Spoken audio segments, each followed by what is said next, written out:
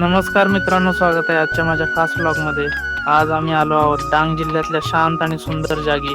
निसर्गाच्या गोदीत लपलेल्या या ठिकाणाचं सौंदर्य तुम्हाला आवडलंच पाहिजे. जसं तुम्ही बघत आहात, आम्ही आता नदीच्या बाजूने चाललो आहोत. हवा एकदम थंड आहे आणि आजूबाजूचा निसर्ग मन शांत करतोय. कुटुंबासोबतचा टाइम म्हणजे खरी मजा. अशा सिंपल पण सुंदर जागा माणसांना जवळ आणतात. मुलंही एन्जॉय करतायत आणि आम्ही पण रिलॅक्स. इथलं पाणी क्रिस्टल क्लिअर आहे आणि समोरचा सीन एकदम नैसर्गिक. डांग जिल्हा खरंच निसर्गप्रेमींसाठी स्वर्ग आहे. फोटो आणि व्हिडिओसाठी एकदम भारी स्पॉट. आणि हो, इथून पुढे मोठा देवाचं पवित्र ठिकाणही आहे. आम्ही तिथेही दर्शन घेणार आहोत. तिथली शांतता आणि पवित्र वातावरण मनाला खूप समाधान देतं.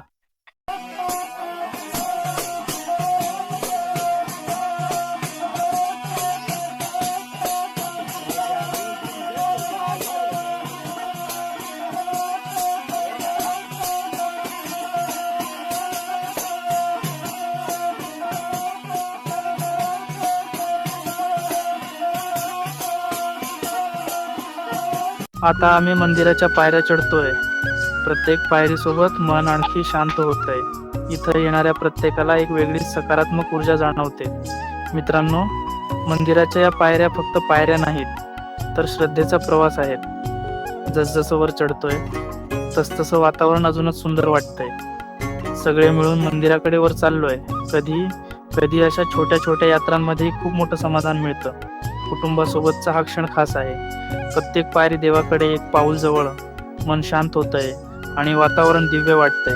ही जागा पाहिली की मन आपोआप शांत होतं. साधीशी पूजा व्यवस्था, पण त्यातही किती भक्ती आणि संस्कृती दडलेली आहे. इथला प्रत्येक क्षण दिव्य वाटतो.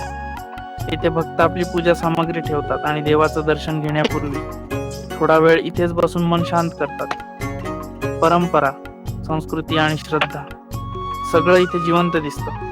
भक्तीच्या या जागेत प्रत्येक श्वासात शांती आहे आणि मनात फक्त एकच भावना, आभार. आणि हा आहे मोठा देव मंदिराचा अप्रतिम निसर्ग.